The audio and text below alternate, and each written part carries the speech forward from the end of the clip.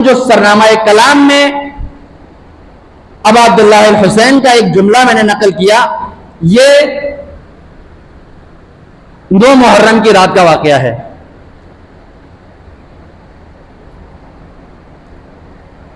شمر ملعون بنی کلاب سے تھا، حضرت عباس کے پاس امان لے آیا تھا،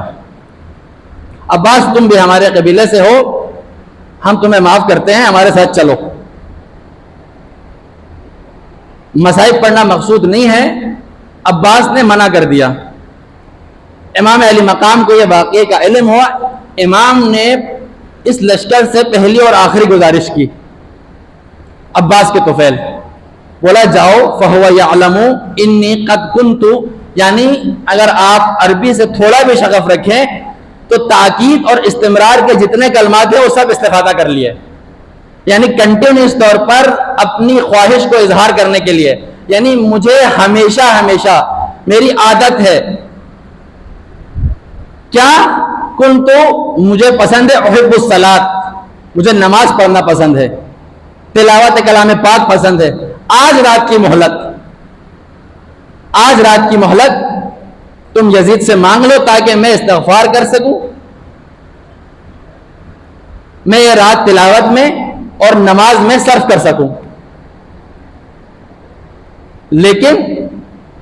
افسوس، صد افسوس،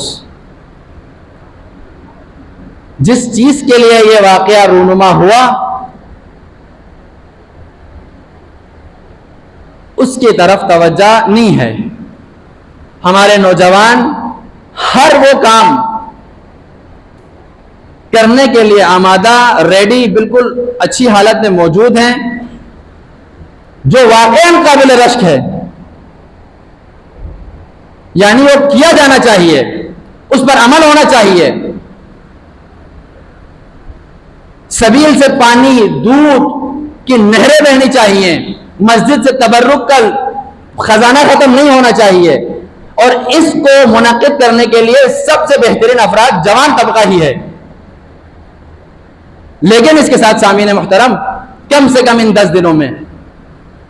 کل کی رات کو جو ابا عبداللہ الحسین نے جس مقصد کے لیے اس رات کو لیا، اس پر بھی غور و فکر کرنے کی ضرورت ہے کہ مجھے نماز سے محبت ہے، مجھے تلاوت کلام پاک سے محبت ہے۔ اپنی ان تمام مصروفیات کے بیچ میں 1 گھنٹہ، آدھا گھنٹہ اس عمل کے لیے بھی خاص کرنے کی کوشش کیجیے کہ جس کی خاطر خود ابا عبداللہ الحسین نے اس رات کی مہلت مانگی۔ بس سامعین محترم، پیغام یہی تھا کہ ہمیں ویسے عزادار حسین بننے کی ضرورت ہے جیسے ابا عبداللہ الحسین ہم سے چاہتے ہیں۔